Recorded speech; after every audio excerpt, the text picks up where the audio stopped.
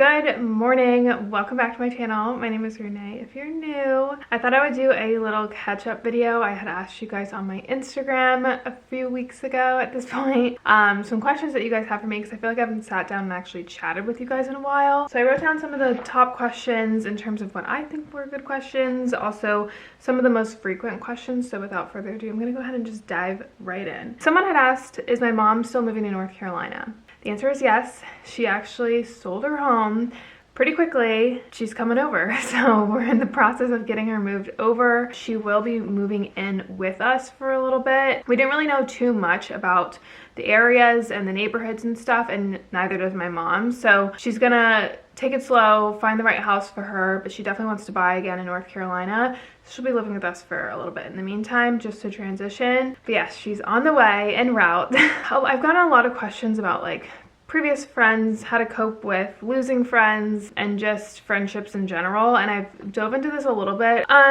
For me, I personally just went through a transition in my life, and God spoke to me and showed me, you know, people's true characters, and I don't know, my life and priorities just shifted, and I knew what was best for me. And a lot of the times when you do that, you lose a lot of things externally when you make that commitment to yourself to do better and be a better person. And with that comes losing certain relationships, and I was completely okay with that. And becoming a mom really kind of snap things into place for me about like, what am I doing with my life? What's the kind of character I want to be? Like, are the people around me encouraging me to be the person I want to be deep in my heart and am deep in my heart? And because of that, things shifted and adjusted, and I was okay with that. I was actually very happy with that. It was a very easy transition. Like, I was just ready.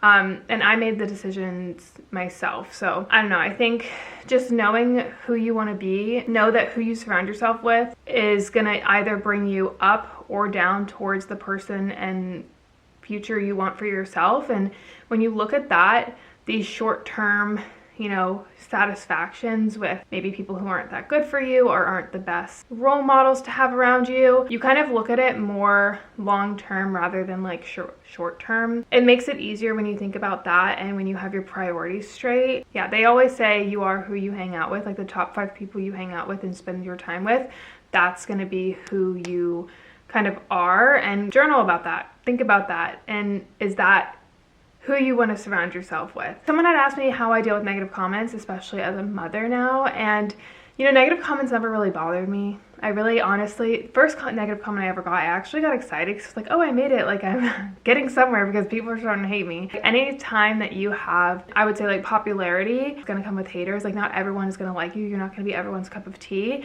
The difference though with social media is that people literally like to hate watch you. So it's like, oh, I don't like this person, and instead of just not watching them or not wanting to be a part of them because you don't agree with them or align with them or like them, they literally watch you just to hate you. And it's just like this weird thing. Like, I don't understand it. They like genuinely get off on hating you and writing negative comments, and you can't let that affect you, because just think about the kind of person who does that, and it's like, I don't think they're really right or sane in their mind. So I'm not gonna sit there and like fret over them not liking me, because if that kind of person liked me, I don't think I would like myself. So it doesn't bother me. I used to not delete comments thinking it's freedom of speech, like whatever, but honestly, if it's hurtful in any way and harmful to someone reading, like, I will delete it, because there's no point in doing that. Just hate, I don't know. We need more love in the world. It is what it is. It comes with the territory. So a lot of people were asking me about home stuff, the costs of home projects. I'm not going to dive into it fully. A lot of the things we're doing ourselves because it would be more expensive to have someone else do it. So like these paneling and stuff like that, I separate them into monthly projects. I don't let myself go too crazy because it's so easy to like get wrapped around all these smaller, minute purchases like outlet covers or paint or light fixtures mixed in with, you know, just the bigger projects and furnishing. Like, it can be a lot. So I like to focus on my purchases for the month in terms of decor or anything like that, and give myself a budget and don't let myself buy anything else, even though I want it right now. I don't allow myself. And then I'll do like home projects, so things like, you know, flooring or wall paneling, fixtures, like the kind of the bones of the house. Someone had also asked about where I get my reno inspiration, and honestly, it's Pinterest. If I think about a room or space, I think of a theme that I want. So like this room, for example, is going to be cozy cabin. So I just would Google kind of like cozier, darker, masculine touches in a bedroom, and I'll find different, you know, posts that I like from that, and I'll put it in my board.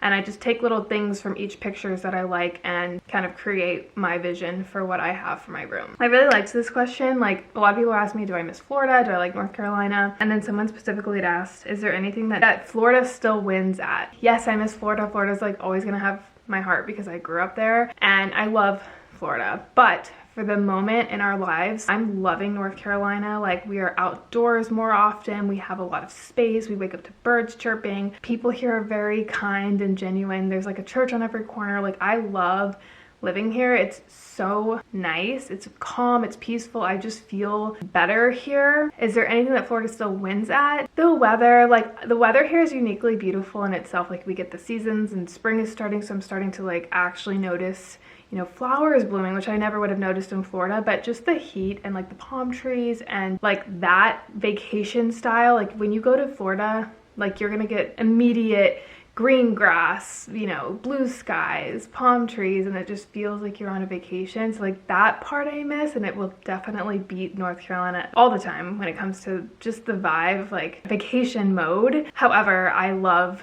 North Carolina, and I at this moment don't miss Florida. Lots of questions on marriage and baby number 2. Yes, I see marriage in the future. I think a lot of people ask me this question because I had posted a long time ago why I don't want to get married, and in that moment in my life, like, I didn't want to get married, and for good reason. Just where I was, who I was with, like that kind of thing. And I was young. I don't think I've like actually watched that video since I made it, so I don't remember the points I made in that video, but I definitely see Z and I getting married one day.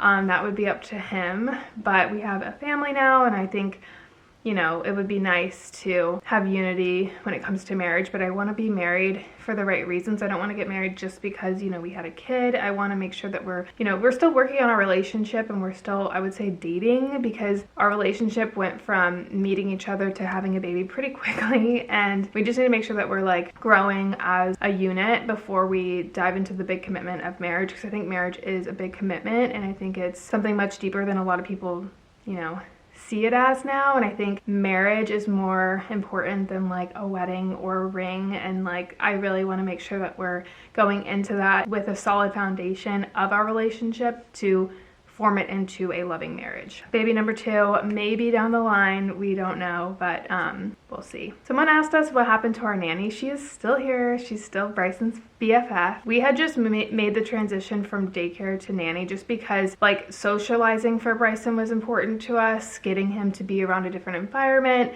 And they say, as hard as it is, like as a parent, you prepare them to be in the world without you, to thrive without you, to just be their own person. And for me, daycare wasn't an option until he at least was able to walk around, because I wanted him to be able to move around if he was uncomfortable, or if I don't just like the idea of them sitting there and like crying and no one's going to them and they're just crying. Like, I just wanted him to have independence going into daycare and the ability to have that independence. So once he started walking and socializing at church and we saw how good he was with other kids, I was like, this is so important to us. So it's also a benefit to me because I can get more work done. It's cheaper, but our nanny is forever in our heart. She's like amazing and will always be a part of our lives. Iron Flame update. I'm still, I think, in the 20% of finishing. Like I can't get into it. It's not as good as the first one, but I'm usually like that with series. I think I just get bored easily, but I really do want to get into it because I know it's good. I know there's like an ending of some sort, so we'll updates to come. Okay, about this sponsorship.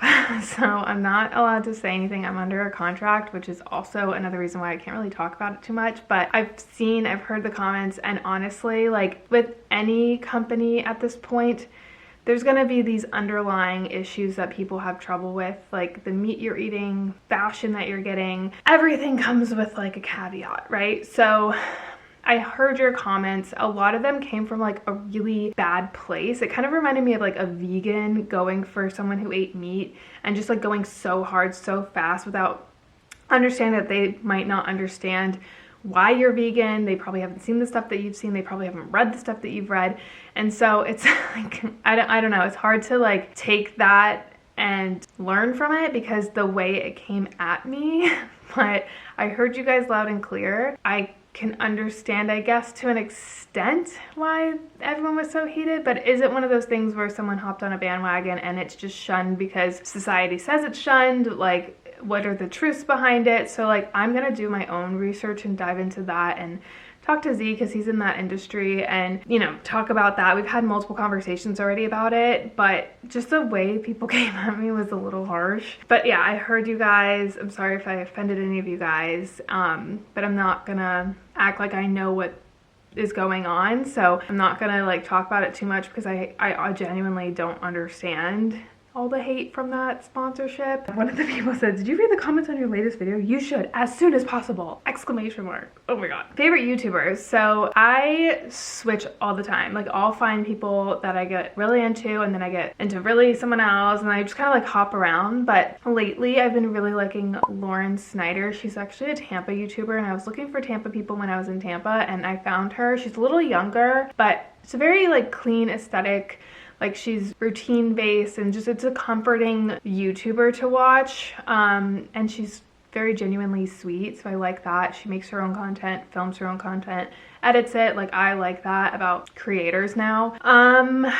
Michelle Reed I really likes. I said like only because she hasn't posted in a while. She just had a baby and I don't know if she's coming back or not, but her content is so comforting. It's like a mom, like she's younger too, but it just, she feels like a mom, like an older soul, and it's just really comforting. She does a lot of like just cozy stuff. My pastor in Tampa, Aaron Burke, I really like him. That's more on Instagram, but he's like really motivational and like Christian based, which I really like. Nesting with Grace is someone on Instagram that I really like too, and she's just decor and home renovation projects and stuff like that. I really like this girl, Candidly Chan. I followed her originally for fashion, but she's a mom and she like posts really funny, relatable stuff. Like, she's just really cool. I know those aren't YouTubers, but those are the people that I've been really liking lately. Good, influential content that makes me feel good and whole, and I feel like puts me in the right place. Like, these people do influence you, who you watch, so you really have to make sure that you're like watching for right reasons. Like, are you watching them because they're rich and they have a lifestyle that you attain to? Are you watching them because they're giving faith advice and you feel reminded and comforted in that? Are they giving parenting advice? Are they giving constant materialism and like, you need this, this, and this, and linking a million things? Or are they promoting brands in their projects? Are they promoting, you know, healthy things for you? Like, you really gotta like kind of grasp what you're watching, because sometimes you can get into this phase where you get wrapped around these people that are influencing you. Whether you fully see that or not, they are. So it's important sometimes to like go through who you're following and say like, what is this person bringing me in my life, and like, how do I feel when I watch them? Is my head staying straight? And things that are important, you know? This one I'm gonna make really quick because I don't think a lot of people watch the challenge.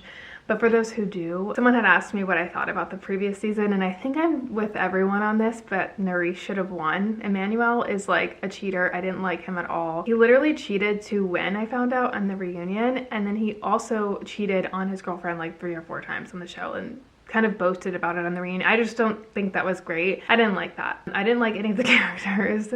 Corey got a little props for me at the end just because he got Jay out. But there's a new season coming, which I'm excited about. It has Laurel, Cara Marie, Nicole's in it. Tony, I saw Tony was in it. That looks like a good season, so I'm excited for that one, but it's all stars, so it's not MTV, which sometimes means it's not as good because the music is different and challenges are a little bit different. I don't know if TJ's hosting or not, but sometimes the host is different. I like the MTV one the best. Oh, and I've been also watching the Home Turf series on YouTube, so they go to like these vets. It's like a little documentary about them, which is really cool. So I've watched Tori's, Kara's, CT Duh. I didn't understand a word he said. His Boston accent is so much stronger than I thought. And then who else was there? There was somebody, oh, Amanda's was really interesting. I love her. I've always loved her, but yeah, this was fun. I think we'll do these probably once a quarter. I just like talking to you guys. So I hope you enjoyed. I love you guys so much, and I will see you all in, I think, Monday's video. Bye, guys.